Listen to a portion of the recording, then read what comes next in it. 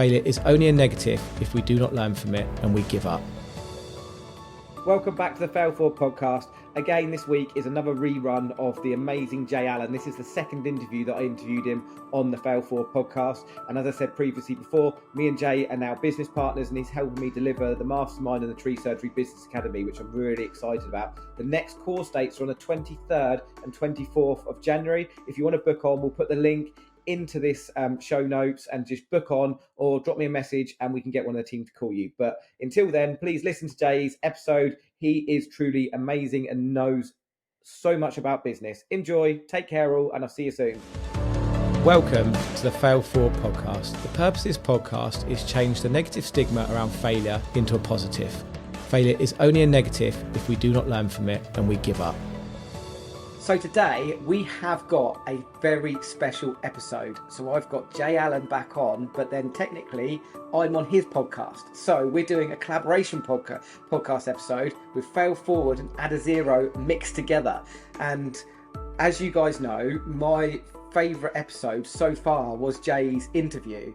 And since then, me and Jay have had lunch together, we've talked, and we've worked out how we can do something together. And the first thing we thought of was, let's do a podcast episode together. So here we are today doing a complete collaboration between Add a Zero and Fail Forward. And we're going to talk about all things business. This is completely off the cuff, nothing's prepared, and we're just going to flow with it and hopefully give you guys some great value. So welcome aboard, Jay.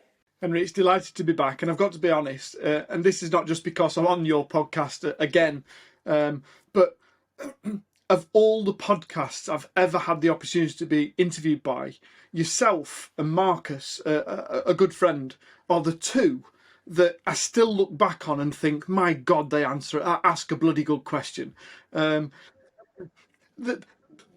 podcasts are nice and friendly and polite, but quite superficial. And yet yours and Marcus are the two in my 7 or 8 years of recording podcasts. I must have been on about 60 podcasts so far. And yourself and Marcus ask such a proper, decent, quality question that I look back on that episode with gratitude also. Love that. And that's what we love to do, is get down to the nitty gritty and ask those questions and really, get under the skin and see. Like for me, it's all about, I actually find podcasting a real challenge in a way that I'm a huge talker. So I talk a lot, and something that my wife, Sarah, has helped me with a lot since we've been together. We were just discussing actually before we came on air. It's my 12th year anniversary yesterday, been together 19 years. And certainly one of the things that Sarah's helped me with is that I used to go to parties, and I used to be that guy that would speak at a party, and I would speak and I'd tell a story, but I would be saying, look, then we walked through a door, then we went left, and then we went right. And she was very much like, Henry, people don't need to know all the details. I was like, I really enjoy telling stories. I really enjoy that part of it. She's like, no, maybe you just need to refine how you talk. So when it comes to podcasting, I've actually, it doesn't become natural for me to be a listener, but you certainly, when you're podcasting, you have to listen. I love the saying, you've got 2 ears and 1 mouth, so you should use them proportionally. When I heard that, I was like, I need to take note of this. But what I really enjoy doing is thinking about what people are saying. And it's a challenge, because you've got to still listen to what people are saying and then think of your questions at the same time.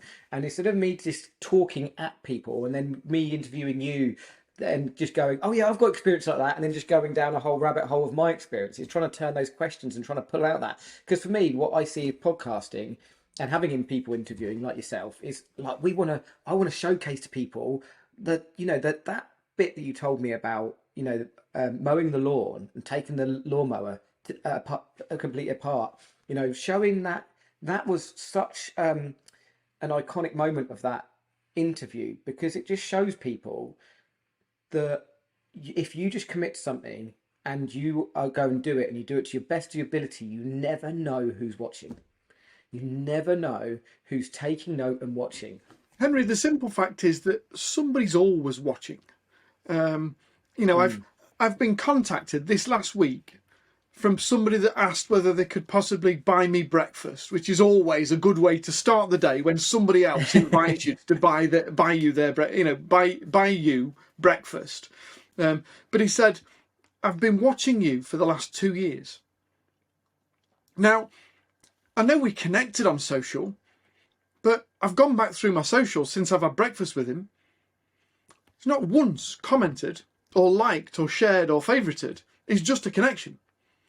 I've been watching you for the last... He's a lurker. He's a lurker. And the simple fact is, we had breakfast last Friday and he simply said, then wasn't the time. Now's the time. And so, you know, that old adage, if a tree falls in the woods and there's nobody there, does it actually make a sound? I think that's apt with one of your businesses being a tree surgery business. Certainly is, yeah. But it's about doing something because you're capable of doing it and doing it to the best of your ability, not because you're waiting for the outcome or the reward, but because you can. And not cutting corners because nobody's looking, because you're looking.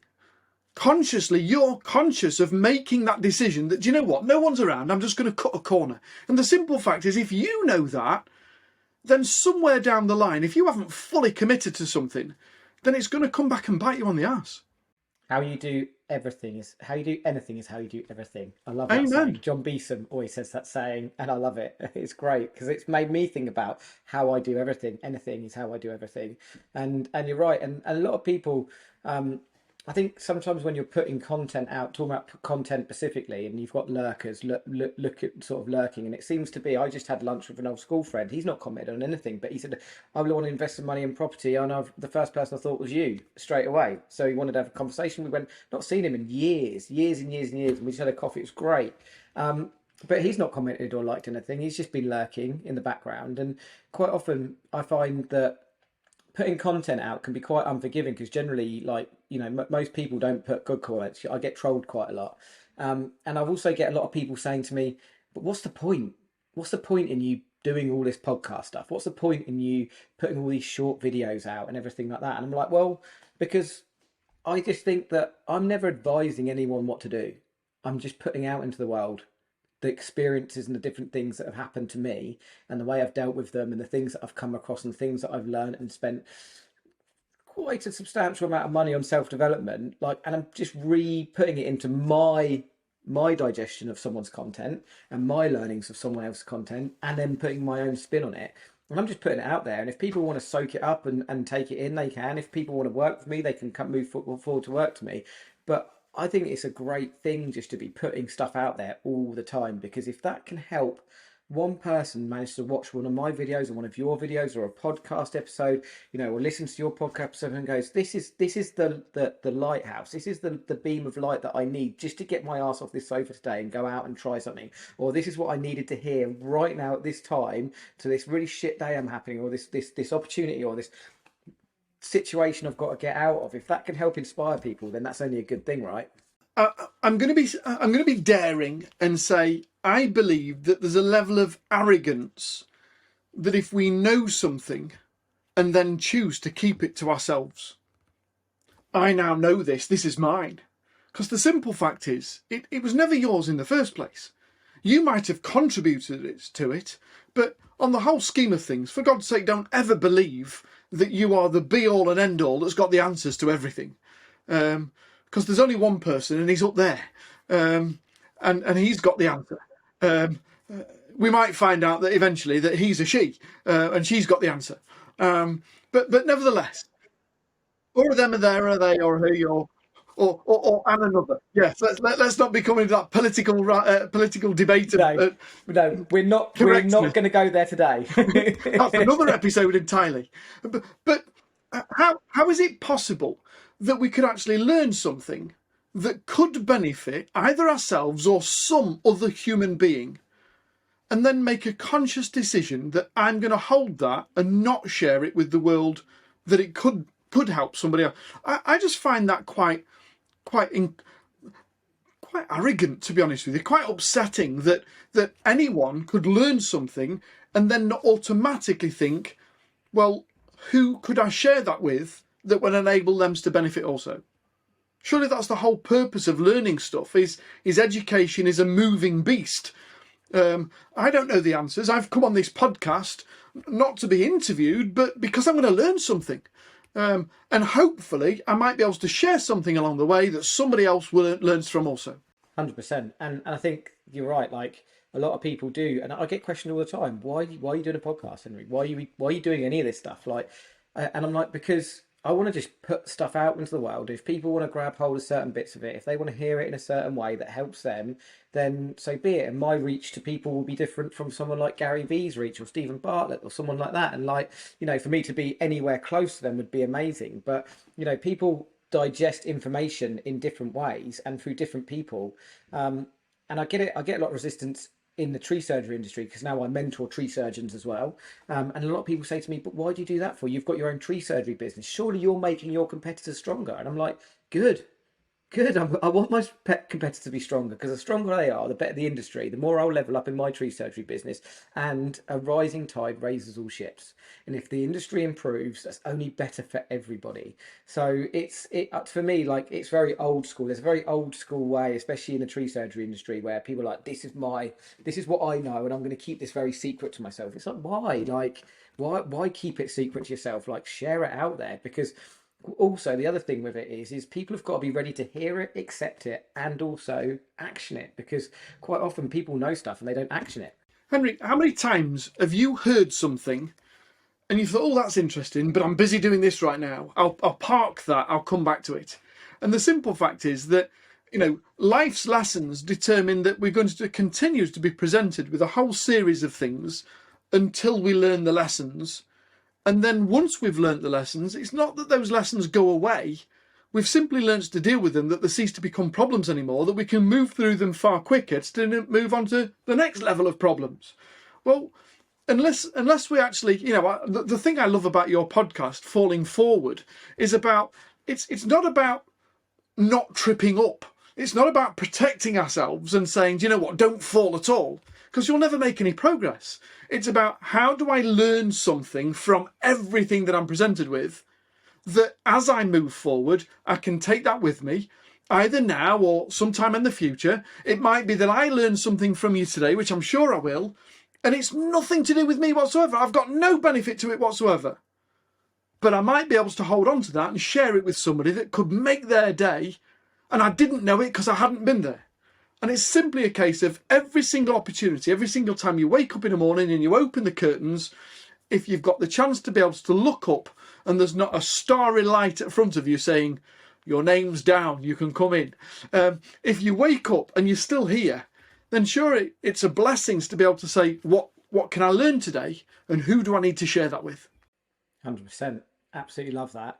Absolutely love that. And I think with the podcast, and it's like any podcast, but this one is if I can stop somebody from making the catastrophic mistakes that I've made in the past and just fail forward in little increments rather than massive fall off the edge side of the world kind of thing, then that's only going to be a benefit.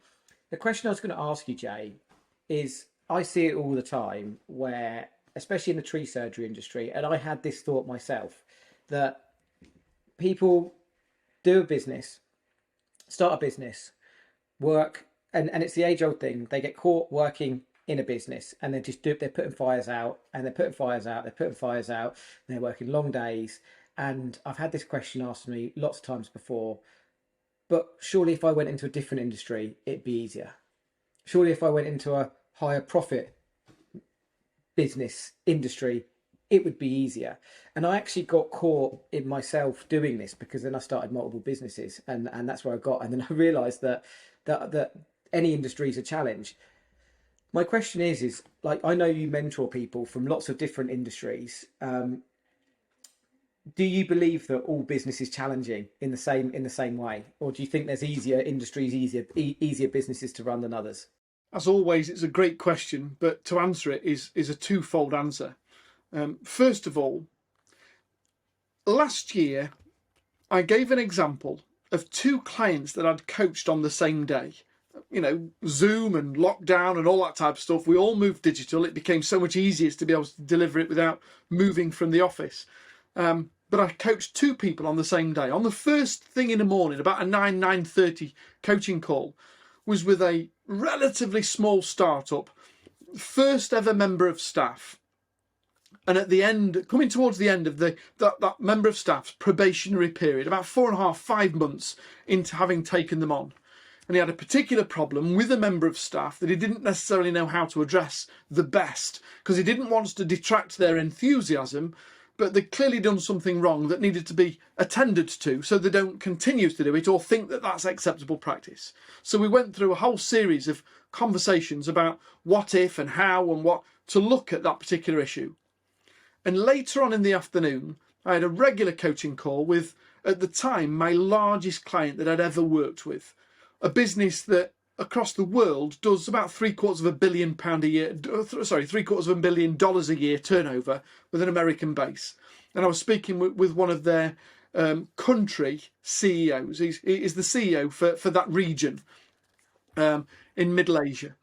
And he was talking about a problem he's got with a department of staff that had recently gone off and done something that wasn't against the rules, but was outside of the ethos of the business and how he needed to address it without losing enthusiasm. And I'm thinking, hang on a minute, you've gone from $100,000 turnover to almost $750 million turnover, and we're talking about the same problem.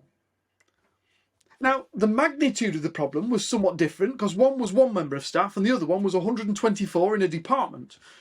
But the problem was the same, and the uncertainty about how to address it was the same.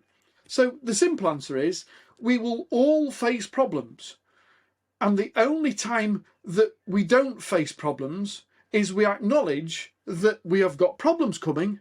Let's embrace them so we don't see them as problems. Can I quickly share a quote with you? I'm reading a book at the moment and I can't for the life of me remember the gentleman's name or how to pronounce it properly. It's either M.Peck or Peck M, but an abbreviation of M.Peck is the author, and the book is called The Road Less Well Travelled.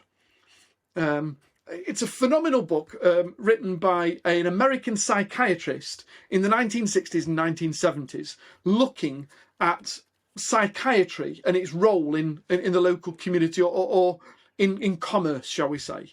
But the opening lines to the entire book says, life is tough.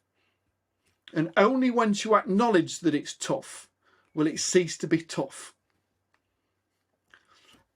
And it goes on to talk about that life is full of problems. And we can either sit there and, oh, do you know what? It's terrible. I've got a problem with this and I've got a problem with that and I've got a problem with the other. Or we can turn around and say, life's a barrel of laughs. And I've got this challenge to work on today, and then I've got this to work on, and then and we can either embrace it and see it as the opportunities to learn something, or we can continue to bury our head and have a problem. But to come back and answer your question fully about, whether one business or industry is easier than the other, the grass is always greener on the other side of the fence. And it doesn't matter which fence or field that we stood in, the grass is always greener. If I had £1 for every time somebody said, yeah, but in my industry, I'd be wealthier than I am. And the simple fact is that the best ways to be able to look at any business, it doesn't matter what industry or sector or whereabouts in the business cycle that you are, have a vision of what you want to achieve, have a set of values that you operate within, and do something that you are so passionate about that you don't mind getting up at 5 o'clock and staying up at 11 o'clock at night to be able to work on the problem that you fix. Because it's only through consistency and momentum that you'll make any difference at all. And you could make profit from selling ice to the Eskimos if you've got a passion for doing it. Absolutely love that. And you're right, because the problem solving thing is so right. I always say to people, and anyone listening to my podcast or my webinars in the past, I always say we're not business owners, we're problem solvers. That's what we do. We're problem solvers. And once you get your head around the fact that you're a problem solver, then when you do get problems, which you'll get daily, you won't ever see it as a negative. You'll see it, well, this is my job. I'm a business owner. But I'm not a business owner. I'm a problem solver. My currency is problem solving. That's how I bring value to the world, and that's how I get paid, is by solving problems. And then as your business grows, your problems get bigger, and it just goes up and up and up and up. But the more you can get your headspace into that, I'm a problem solver, because you're so right. Like I didn't want to say at the beginning of the question, because I didn't want to take anything away from your answer. But I've now started multiple businesses like yourself, and when I was losing it all 4 years ago, I would live on the edge of the New Forest, and I used to walk off in the New Forest, and I'd be thinking about all these other businesses I could be doing. Oh, it'd be easier if I do this. And again, Sarah, my wife, which I have to give massive credit to, I'd come home and say, "Oh, Sarah, I'm going to start this business," and she'd be like, "Henry, focus on the one that's failing right now, because you'll have challenges with any business you do." And it was like one of those grounding moments. I went, okay. Then a couple of years went by and we sorted that business out. And I still wanted to go and try other businesses, but now I've started a property business, a mentoring business, you know, and I see exactly the same problems, exactly the same challenges around staff, around, systems, marketing, everything. And it's just a different industry. Yes, there's different industries with different profit margins, but then that's just part of it, and that's the way I see it. So yeah, it's a great answer, Jay. Thank you for that. Henry, let me pose a question to you then, if I may. Okay. What's the best mistake that you've ever made? The best mistake. Oh, do you know what? This is it's probably an obvious answer. But it was when I lost it all. It was the best mistake I ever made. Because previous to that, I was so ignorant. Like Nick said it the other day, it resonated with me immediately. He said, if you go to the races and with £1,000, what's the worst thing that can happen? Win or lose? And everyone's instant reaction, I've asked this question to many people, everyone's instant reaction was, of course, lose. It's not, it's win. And what I did in the first 10 years of business is that I won. And I didn't find business easy. I'd never say it was easy, because it definitely wasn't. It was hard work. I worked long, up at 5 in the morning. Like we were saying, up at 5 in the morning, some days not to bed till 11.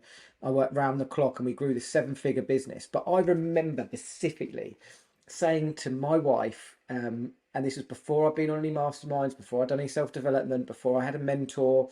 I remember saying to Sarah, going, this business stuff, it's not easy, but it's fairly simple. I'm going to start multiple businesses. And at that point, I was thinking about, I'm going to go start this one, I'm going to start that one. And I was so ignorant to the fact that I had just worked really, really hard.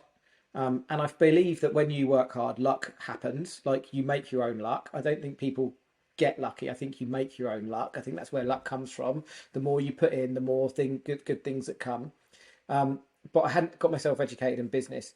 And I think the biggest mistake I made is not getting educated younger. If I could have my time again, I would have left school, failed all my GCSEs, but then what I would have done is I would have started learning about assets, investing, business, systems, culture, numbers, sales and marketing, customer service, all that kind of stuff. And that's probably the biggest mistake. And it took me losing everything to have this epiphany moment after reading Black Box Thinking and reading that book and going, this really shit thing that's happened, relapsing on a drug addiction, having to sell my family home, like almost losing my marriage, almost losing my own health.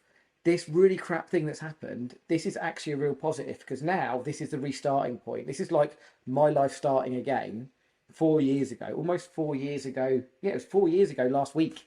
So 4 years ago last week, and then restarting and then going all in on the self-development, like reading. Like I've read more books in the last 4 years than I have done the previous 35 years. Got this massive area of books in my house. I've been on courses, I've been on masterminds.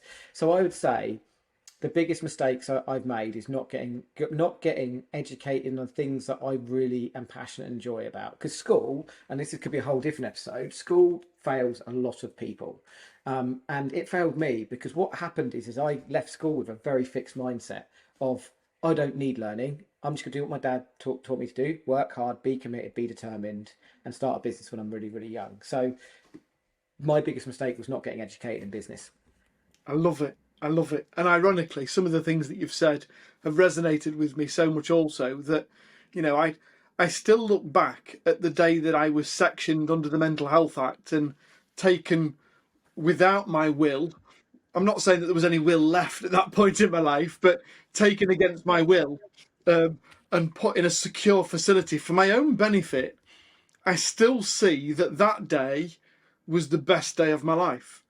Not in as much as, you know, turning my back on my wife and my young son in order to be able to go into a place where I'm secure from myself for 8 months, but to look at it now and say, I was such an arrogant, ignorant alpha male before that time that I just thought I was invincible and I could just bullish my way through life and make it matter at any expense. That it took breaking me to be able to realise that the real life in lesson is,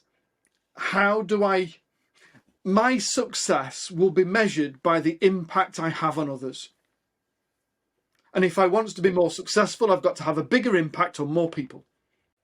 Yeah, absolutely love that. And it's amazing how how these diamonds are formed when this stuff happens. And they say diamonds are formed under pressure. It's a very cliche saying, but you know what I've always said is my past does not define me. It just helped mold me to the person I am today. And hopefully, with what we're trying to share, both of us, on our missions, it will help somebody from not maybe going to that drastic places, both those places we've been to. Because you're right, like as men, and this is very like been talked about a lot in the recent years with mental health, with the fact that the suicide rates, especially in men in this country under 40, is like, you know, it's one of the biggest killers. You know, the fact that we've got this kind of barrier up, and I had it, of not wanting to be vulnerable, not wanting to show our emotions, not wanting to be able to share this stuff, and actually how important it is to be able to do that. And I think that's why we obviously connect and get on, Jay, because we both very open and honest people, and we just open up and tell people how it is. But there's still such a challenge, isn't there? Because I meet, especially men, a lot of men who are still very closed, and you kind of want everybody to open up and be able to have these vulnerable conversations. Because I think once you go to these vulnerable places, it gives you a building block to build back up everything, isn't it? There's a lovely quote from Churchill that said, "A man's greatest strength is to first acknowledge his own weakness." Now, you know, I come from a former military background. My first 12 years were in service, where we were competitive on every level. And when I mean every level, I mean we would compete on who could shave the best. We would compete on who could brush our teeth the fastest. We turned breathing into a game of challenge against each other. Who could tie their bootlaces with one hand whilst the other one was eating a bacon butty, standing on one leg? We would come up with the most ridiculous things just to compete with each other. How many press-ups could you do? How fast could you do them? How much weight could you have on your back when you do press-ups? It didn't matter what it was. We turned everything into this alpha challenge, no sign of weakness.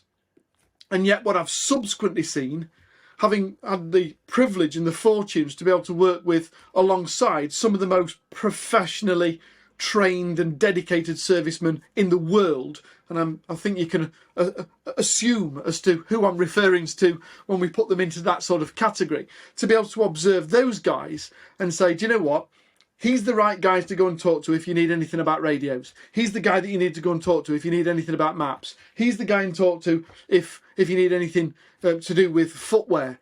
He's the guy to go and talk to if you need to know anything about medicine. And you're like, hang on a minute, you're the boss, so why should I come to you? If all of them are dead, come and speak to me. I'm the signposter. I'm the one that just ensures that everybody is in their zone of genius, and I hold it all together. And I'm like, do you know what? This is just awesome. My strength isn't in blowing my own trumpet, but in actual fact, just to be able to conduct an orchestra of trumpets.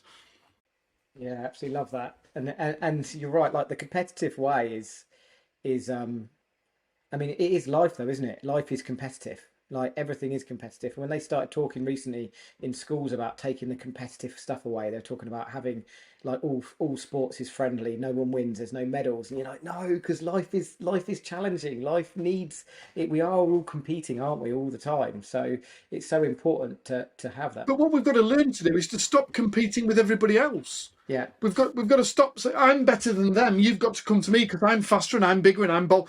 Rubbish. Look in the mirror.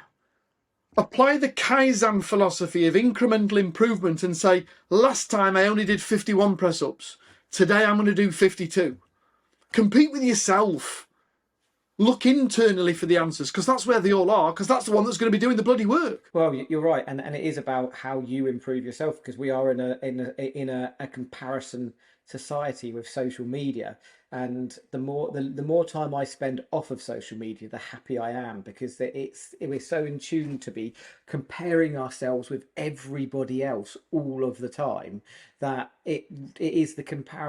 comparison is the thief of joy, in my opinion. It literally kills you, and people are comparing themselves with people that they don't see behind the battle scars and what's got them to where they have got to. They just see a picture on social media and instantly start comparing themselves, and don't realize that that six pack has taken 10 years of training, or that Porsche 911 they're driving is, they've got 3 lost marriages and, hired for the weekend. Yeah, hired for the weekend, and they've got all this other stuff going on, and it's a killer. And you're right, like, you're the only person you should be in competition with is yourself of just gone or yesterday, and then keep improving that, and life will be good. Life will be good if that's the person you're comparing yourself with. Henry, let's throw something really stark out there and put the cat amongst the pigeons, as it were. 80% of business owners are wrong about everything. And I think that that's a really, really good place to be. Let me just quickly quantify that before people are turning around saying, how dare he? As you know, Adazero was all based on research of what causes good businesses to fail. And we've looked at over 118,000 businesses to compare this research. It's taken over 7 years to be able to compare it all together and to gather all that information. But we've now got one of the biggest studies of business failure since the Second World War to compare data against. And you can put all businesses in any category, in any sector, in any size, into one of 5 categories. There's 1% of businesses in the tree surgery space, in the mentorship space, in the property space, in every space. There's 1% of businesses that are doing off the chart sales. They are just off they've left everybody else for dust. They are not just the industry leaders, but they are leading the industry. There's 1% of businesses in every sector that are doing ridiculously well. And there's another 4% of businesses who are quick on the tails of that elusive 1% club, but have still got a little bit of stagnation going along, or a little bit of tweak and measure going along. Maybe they haven't worked out how to use ChatGPT yet, or they haven't got some form of segmentation in the list. They're growing well, but they haven't quite caught up with the industry leaders yet. 4%. And there's 15% of businesses in every sector, in every industry, in every size of business that are doing more traditional growth. 5%, 6%, 7%, 8% per year. They've got a little bit of stagnation, there's a bit of growth and a little bit of depreciation, but overall they're a growing business. But 60% of businesses are struggling, are stagnating, haven't made any real progress from one year to the next. 60% of businesses are on a plateau, and we know that from Companies House, 20% of businesses fail and close every year. Well, I never set up in business to either fail or to be a mediocre, stagnant plateau business. And if you put the two together, 60 and 20, 80% of businesses are out there, don't know what they're doing. They're not moving any further forward. And yet we're going on social media and 4 out of the 5 posts are being put out with people that aren't going anywhere. And we're making comparisons to people that aren't doing any better. They're professing to be able to move the needle forward. And the reality is that they might have a Range Rover, they've got no carpets at home and the kids are starving. It's all superficial rubbish. The simple fact is that the quicker we move away from comparing ourselves to anybody else and everybody else and say, how do I differ from everybody else, that people can see me as different and choose me as opposed to the sector, now I can make a bigger impact. The more I start to compete with myself and say, do you know what? If all of those are doing that, I'm going to do this. There's a lovely quote from Warren Buffett. It says, when everything's going right, turn left. Step away from everything else. Because otherwise you just become a number and you're compared on price. It's only when we recognise that we are unique. And the ways to attract wealth and happiness and opportunity is to be comfortable in being unique and not fitting in. Love that. Love that. So, Jay, with that in mind, if you met a business owner now in that 80%, what is the advice that you'd give them? Well, the first thing is stop what you're doing. And I don't mean like physically stop. I appreciate that if you're in that 80%, the chances are that you're already working 50, 60, 70 hours just to keep where you are. But to plan... And putting fires out and working in the business all the time. But to plan some time, even if it's at 10 o'clock on a Sunday evening and you're already knackered, plan some time and sit down with a blank sheet of paper and answer one question, but answer it truthfully and fully. What does the word success mean to you? Because trust me, success is such a particular word that's specific to each and every one of us that almost changes daily. I can assure you that before you bought the house that you were in, success was finding the house that you're currently in. Once you've bought the house, that's no longer success because you're successful in that regard. So success is a forever changing thing. But write down, what does the word success mean for you right now? What would true success, not, well, I've got to get to the end of the month and get paid. But what would the word, if you could look back on this year, the next 12 months and say, I will do whatever it takes other than breaking the law in order to achieve this in 12 months' time. I want you to write down, what does that look like? It might be a number, it might be where I live, it might be my postcode, it might be the car I drive, it might be the holiday I go on, it might be where my kids are educated. Write down in detail, what does success look like? And then go back to your business and say, and of all the things I'm doing right now, how is any of what I'm doing right now having a direct and big impact on achieving that as an outcome? And if it's not, or you've got to be elaborate about it, it's time to stop doing it. Because we can all be busy. The simple fact is that you can make money or you can make excuses, but you can't make both. Absolutely love that, like the excuses thing. And it's got to be about really clear and drilling into, what do I need to do right now, today, to have a bigger impact on achieving that as an outcome? Absolutely love that. Like excuses is... Henry, let me give you one other thing. I can give you 2 lessons. I'll give all of the listeners on both of our podcasts 2 things which, if you do them, I guarantee will make a minimum of a 20% uplift in your business in the next 12 months. Guaranteed. Number 1, every single day for the next 365 days, write down a list of all the things that have to be done today. Not the things that should be done today, the things that have to be done today. You know, at the end of the month, I've got to make payroll because otherwise they're not going to turn up next Monday. There's no point saying, well, it's too late, it's after Friday, I'll pay them on Monday, because they won't be there. So write down a list on a day-to-day basis of all the things that have to be done today. Step number 2, stop doing anything else until the list's been complete. Full stop. We spend too much time getting drawn into the shiny object syndrome of, oh, I should post on Twitter. Oh, I should do a TikTok and dance like an idiot. Oh, I should do this. Oh, I should do... because somebody else is doing it. And we justify it. That puts us off doing the things that we should really be doing, the high value of activity that gets us to achieve the success that we want. Entrepreneurship is about doing, for a few short months, what most others won't, so we can then spend the rest of our lives like most others can't. but it's about being willingness to drill down and understand what does it take and when am I going to start to get moving on that list.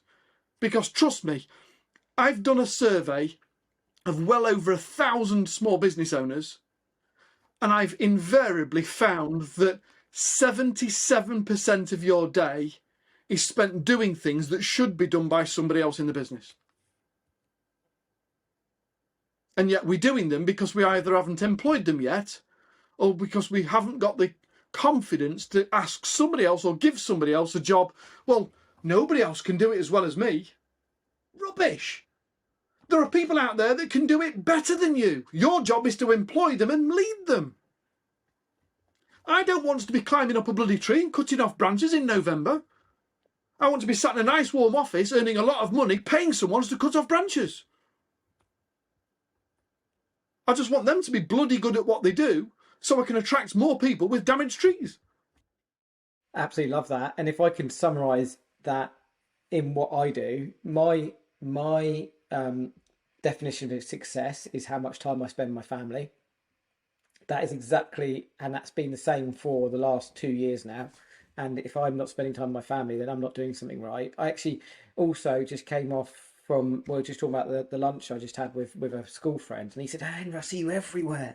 You're on social media, you're in a different part of the country, you're doing this and you're doing that. Like, how do you get the time? I'm like, because I'm not doing all those tasks. I'm employing people.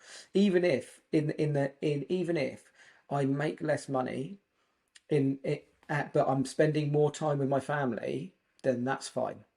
Because I don't want to be in my business doing everything, because that is half the block. And to go further on what you're saying with the things you're doing, I think the biggest bottleneck in every business, and I haven't done a study like you, but from what I've seen, it's the owner who is the bottleneck.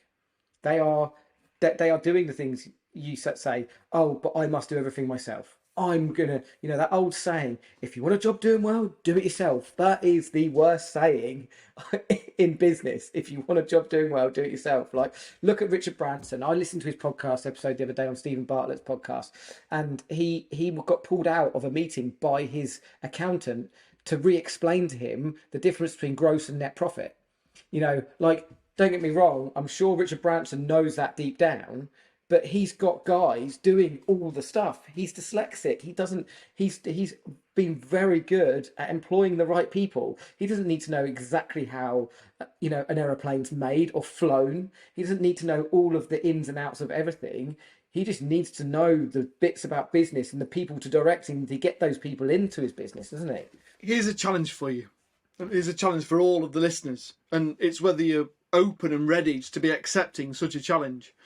Your first job as a business owner is to make yourself redundant. Employ the peoples to do the work that tomorrow, if you were either unable or unwilling or simply didn't want to turn up, that the business can continue without you being in it. And until you've created a job that works without you, then you've created a job. I believe that the moment that you employ a single other human being, and that's either PAYE salary or as an outsourcer to answer your telephone calls or service your emails or diary bookings, or as soon as somebody else is taking an income from contributing towards your business, then I believe that we have a moral duty to create a career for that person and not simply fill a hole in our job, fill a hole in our requirements. And that means that I want to be able to ensure that everyone who comes to work within My True North understands that we are a growing business. For the last 7 years, we've grown by 26% net growth per annum. And we know that because we set our net growth plan and then we grow our business according to our net growth plan. I turn around at the beginning of the year and say, we are going to grow by 26% net this year. And then we formulate a growth plan that supports the net growth that I want from the business. Not, let's grow the business as much as we can and hope that it's got a better net profit than it was last year. I work from net profit backwards and say, what does the business need to look like in order for us to be able to achieve this as an outcome? But in doing so, I know that we want to recruit 3 new members of staff, and therefore there'll be a career for those people. So when I attract them through the door, it's not, oh, can you do 16 hours a month? Because that's all I need right now. It's, I need 16 hours a month right now until we get to September, and then I'll need 24 hours a week. And by the time we get to Christmas, it'll be a full-time job. And by 18 months after that, you'll be needing a PA or an assistant because you'll be head of team leader. And all of a sudden, they're not coming to a small business. They're coming to a growing business where they can see a career and an opportunity. And ironically, they bring their A game because they now know that there's a career for them. I want this business to be passed to my staff.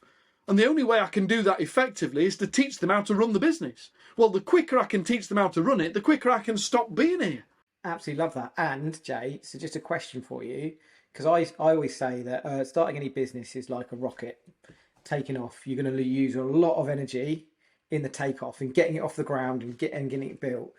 How long, and I know there's various answers for this, but in your opinion, starting from zero to getting a business to the point that it's working without you, realistically, how long do you think that takes, that 0 to X date?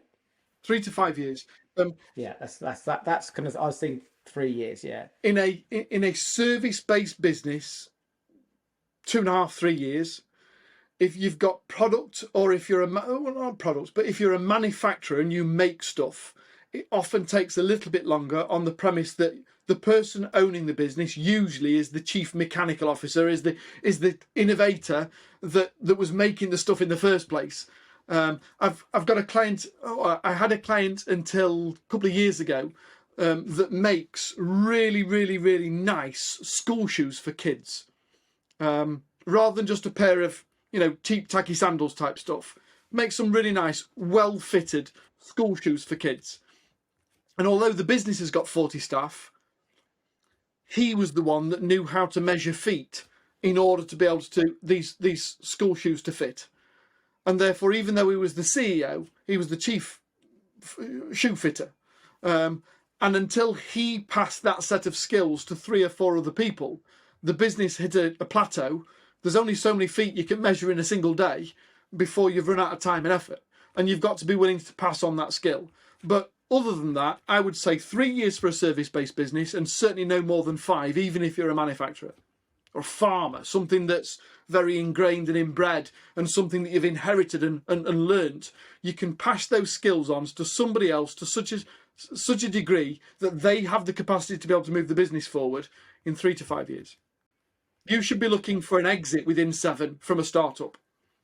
Yeah, because I'm just going on my period of after I lost everything and started again. It took me 2.5 years to leave my role within that business. So we did have a bit of a head start because we obviously, when the business went under and we restarted, we had a small base of people and a very small client base. But we did start by rebuilding the business almost from scratch, and we actually put a 3-year date for me leaving the business. And me leaving the business happened January the 1st last year, and I still do a bit in that business, but we're now actually just going to be bringing an MD in, so I'm going to be doing nothing in that business. 4 years on from losing it all, there is a business there that I have retired from. I will be retired and away from. And trust.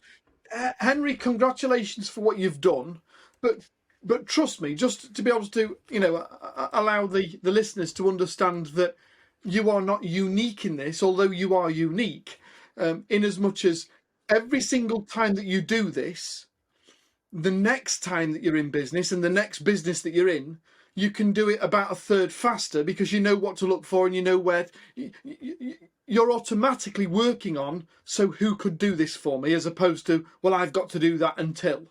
I've got a friend who's on his 17th business and he can do startups to walk out in 15 months. Love that. And just to go further on that, my service accommodation business, I did that within 2 years. So it just shows you're right. You're exactly right in what you're saying. You can do it quicker. And it's just knowing that. And it took me, and I'm sure this happens with a lot of business owners, but it took me to lose everything to be able to work that out.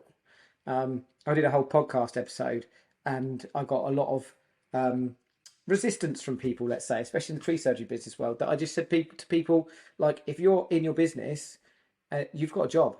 Like, you have got a job, and you've probably got a very underpaid job, because no doubt if you're in your business, and I know a lot of tree surgeons that they get up at 5 a.m. and they don't finish till 7, 8 in the evening, and they're fixing their chipper at the weekend, they're out quoting, and actually if you worked out their hourly rate, they'd be on less than the staff. Like, all of them, almost all of them would be. Let's look at it another way. Let's look at it another way, but pick up on that exact point. Let's assume that I've taken on. Oh, Henry, let's use your business, because we're talking about tree surgery. So let's go to your tree surgery business. If I was to apply and become not necessarily apprentice, but a junior tree technician, if you like, the most junior rung on the ladder, where I'm actually part of a gang, but part of a fee earner gang, as opposed to an administrator in the office, what might my salary be in the bandwidth of? Starting at the... I'm not talking about your business, I'm just talking about in general in your sector. In my sector, you are around minimum wage starting out. Which is what, £10.5 an hour, isn't it? Yeah, £10.5 an hour, something like that. Yeah, that's where you'd start. So let's call it £10.50. Are they doing a 37.5-hour contracted week or a 42-hour contracted week? It's usually like between 37 and 40 hours a week, but generally it can be a bit more than that, because tree surgeons try and get their absolute pence out of everybody. Let's be nice and generous and suggest that we're only contracting them for 37.5 hours a week, which suggests that their gross annual pay for a week's work is £393.75. I'm going to times that figure by 3, and I think this is the minimum that we should be doing for fee earners, and say they should be generating, not the gang, they should be generating £1,181 a week to justify that £10.50 an hour. What, the business owner? Well, they should be generating for the business £1,100. I see. Yeah. Okay. Yeah. 3 times multiple of salary as a minimum for any fee-earning member of staff. Yeah. Because beneath that, it's possibly cheaper to outsource it or subcontract it or do it myself than it is to pay somebody else to do it. So I'm looking for a 3 times multiple minimum. My staff are on 3.5 times. But I'm looking for a 3 times multiple of their gross salary to quantify and justify the business taking on the risk of the insurance and the tax and the holiday pay and sick pay and maternity stuff that they're entitled to, and for the business to be sustainable enough with a profit margin in order to be able to offer them a career, not a job. I'm looking at a 3 times multiple. Then if you look at the business owner and say, hang on a minute, how much money is the business earning? How many hours are you doing? And if you divide it by 3, are you doing the right work in the business? And the chances are that you're paying your social media person, you're probably paying them 20 or 25 quid an hour to do all the posts for you. They're probably earning twice as much as you are. It's insane. We've got to understand that our job is to be able to recruit more and more people to do more and more work that reduces the multiple for me to earn a salary. 100%. 100% agree. And like I said, our business, we start off in January by saying we're going to make 26% net profit this year. What do we need to do in terms of numbers, gross turnover, in order that after costs and after expenses and after a multiple put away to be able to support the growth of the business, that we're left with 26% more than we had last year? And I operate on a growth model rather than a hope model. Love that. So how important do you think it is for new starters, if you're going to go and start a business tomorrow and you're looking at your money and you're looking at your budget, what part do you think plays in a new starter having a mentor? Do you think that is something someone should get from day one? Like, what's your opinions on that? Because a lot of people say, oh, I'm starting a business, I can't afford a mentor. But how valuable do you think a mentor is in that journey? I think the first 30 to 35,000 turnover in any business in any sector is the most difficult to be able to earn. I think everything is test and measure, try it and see, having a go. I think there's the need to be able to bootstrap as much as you possibly can, and therefore the thought of investing in a mentor is possibly outside of people's reach. But I also say that the people that invest early are the ones that are going to be able to reap the rewards the quickest, that 35 grand is going to be a few months generated, as opposed to 3, 4, 5 years down the line and still can't work out why you haven't hit 50k. Because you're going to continue to sit in the same level of competency unless you step outside of the comfort zone. So there's plenty of free stuff out there. This podcast is available for free and gaining value. There's books, there's webinars, there's seminars, all of which you could start with. But the quicker we learn that we don't know what we don't know, and the quicker we find the right person who we resonate with, and don't get me wrong, like you said, there's Steve Bartlett, there's Gary Vee, there's countless others out there. We've got to find somebody that we resonate with, that we connect with, that I get, that I'm happy to be able to follow into the lion's den. But once you've found them, the quicker that you start to implement the things that you learn from outside of your comfort zone, the quicker that 35 grand a year becomes 35 grand a month, becomes 35 grand a day, than it is sitting back and saying, well, this time next year, Rodney, we'll all be millionaires. and you're exactly right, like with that, because I did a live on my tree surgery business owners group before I came on here, and the live's name was, if you always do what you've done, you'll always get what you've got. And quite often, at best, and it's one of those that you've got to sometimes think outside of the box, and to be able to do that, you need to be outside of the box, and you need somebody to be outside of your box telling you to get outside of the box, if that makes sense. And I learned that very quickly after I lost it all, that having a mentor and being part of masterminds and everything will help. And you're exactly right with finding someone to resonate with, because I even say it on my lives, and whether it's good marketing or not, I say to the tree surgery world, if it's not me, if you don't resonate with me, take what I'm saying and go and find somebody that you can resonate with. Go and find a mastermind. You know, like I look back and wish I had my product now, rolling back 5-10 years ago. But also the question I always have, and my wife always said, 10 years ago, Henry, would you have bought your product? And I was like, probably not, because I was too effing ignorant to take my own product at that point. So I had to learn the shit and go through the crap to know that I needed my product.